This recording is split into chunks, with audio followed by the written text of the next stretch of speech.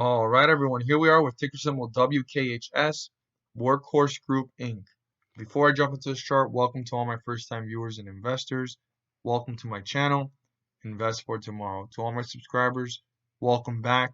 Let's jump into this chart. So, Workhorse, after a bullish run, and it was a very healthy and steady run, if I must be honest. It was not passing the amount of volume that people would say, oh my gosh, this is rising so quick.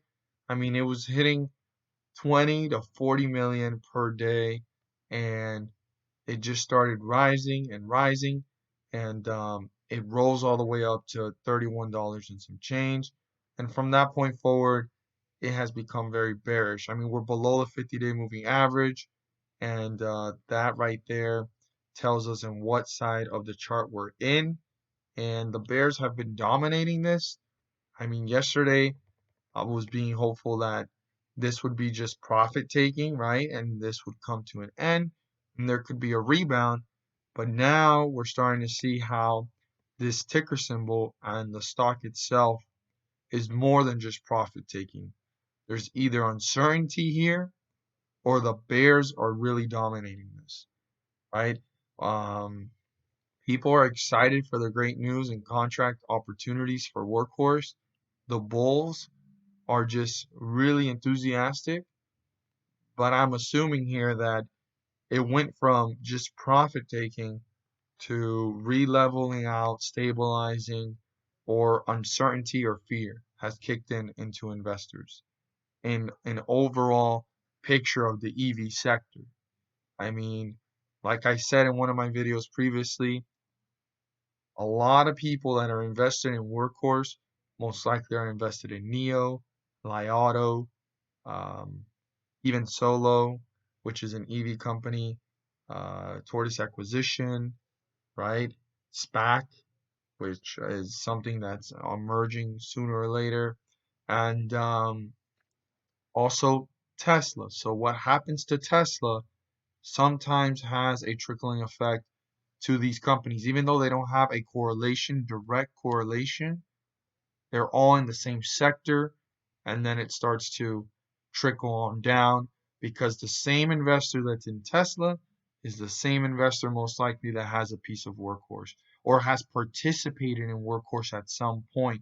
A lot of EV sector companies, it's the same investor diversified amongst different ones because each one's moving at a different rate and each one has a different opportunity and each one is trying to obtain a different portion of the market. So that's completely understandable. But sometimes, like I said, since they don't have a direct correlation, it just still instills fear or uncertainty to many EV investors, even the ones that aren't diversified and they just have one in their portfolio. And for example, in this case, Workhorse, if they see something happening to another EV company, they start seeing it, probably thinking it's going to happen here, and they get out. Or when another EV company is about to take off or has great news coming, people take their profits, they rode this wave, and now that's that downfall that we're seeing here, and they're transferring their money from being in Workhorse onto another location. So there's a lot of variables here, but Workhorse has taken a toll here by the Bears on a downward direction. I mean, it has fallen significantly, and the 50-day moving average right now is 23.57. I'd write that down. It's super important. The bulls are going to want to reappear and break through this. Today was the only day out of this bearish run, and as it's fallen deeper, that the bulls actually had some momentum, and quickly the bears tore them down and they leveled off a little bit higher at 22.57 from today's lows. But the most important number right now is 23.57 for the bulls. They need to break through that 50-day moving average to turn it into support and get back into bullish territory. Now, yesterday's resistance is still important, so I'd keep that in mind, 25.87. But let's move our support levels and resistance levels to their new locations. They have slightly moved a little bit lower than yesterday. So let's go ahead and move this. Just bear with me 1 second. Something important here that I'm seeing on the support is that this support was slightly touched twice, and if not, it actually was touched twice. So a very important point, and I want to emphasize some things about the support as we go ahead and look at it. Now, the 50-day moving average is not that far away from the resistance. If anything, the resistance is slightly above it, but the 50-day moving average still needs to be crossed so that this can go ahead and start to hit newer highs. So it closed off at 22.57, and our support level, you can see it here, it was touched twice within 1 hour, and it bounced back. And then from there, the bulls started to bring this one up closer to the 50-day moving average, and then they dipped again because the bears reappeared. Now there's a slight momentum here of the bulls that if they can continue this, they can bring this back up.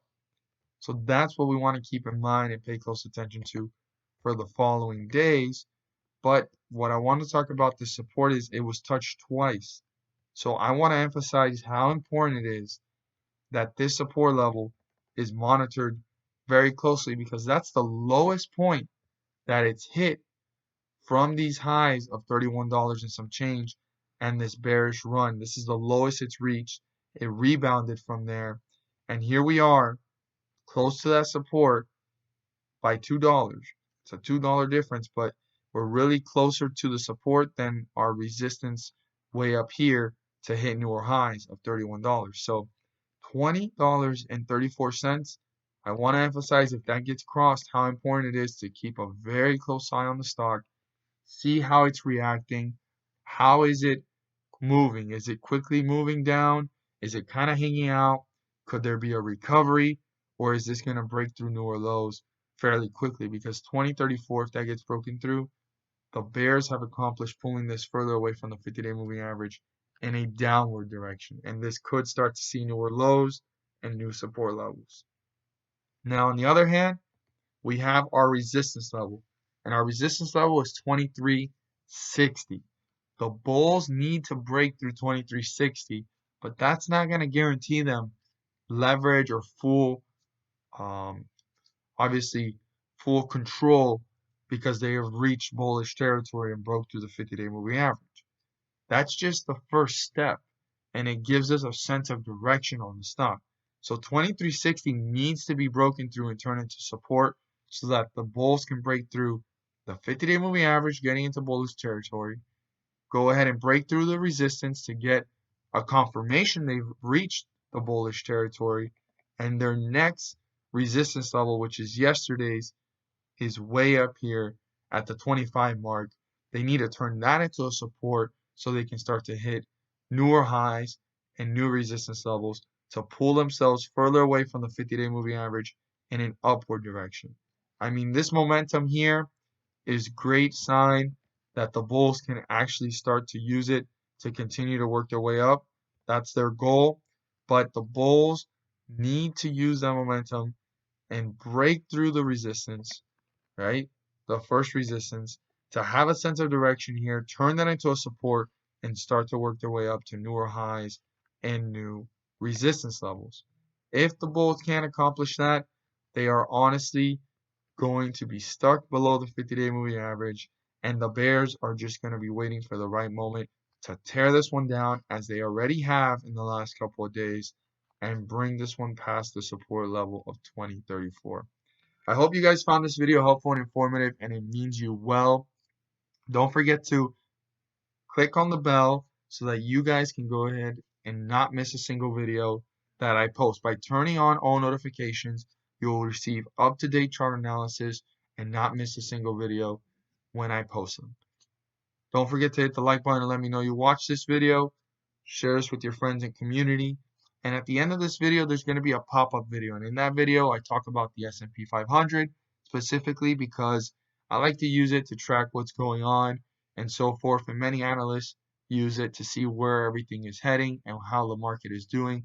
Obviously, we have the Dow, the NASDAQ, and the Russell Index and so forth. But I like the S&P 500 because they're pretty stable for the most part, and they can really give you a sense of direction of where everything is going, as I stated earlier. But back to the point of the video is that video is going to pop up, and it is a strategy I've been using to make money as the market was going up to hit all-time highs of 3,500. And even as it's been going down, it's been working for me. And not many people are talking about this, and many investors are actually overlooking this, or they know about it, but they're not quite sure on how it works. And I'm here to break it down and share the great news that there is a way to make some profits. And I know it's not a lot, 30 cents to $3 per share, and maybe even more. It may not be a fortune, but profits are profits. And I'm there to talk about that opportunity where you guys can go ahead and either day trade, swing trade, play options, whatever works for you guys. I'm not there to tell you guys to buy, sell, or hold. I'm just there to share and enlighten you guys with the information that is very important, that many people know about it, so that we can all maximize profits and minimize losses. So as that video pops up, if it hasn't already, click on it. Don't miss out on the great information. I don't want anybody to go ahead and overlook it. I know many of my subscribers don't get notified, and that's why I'm here announcing it, so that if any of you guys have missed it, and it's a weekly series. So if you're a new time viewer and this wasn't enough, check out that video. And if that video encourages you to subscribe, please do so. Turn on the bell so you won't miss the weekly videos on when those pumps are coming. Check it out. Thank you guys so much for watching, and let's make some money.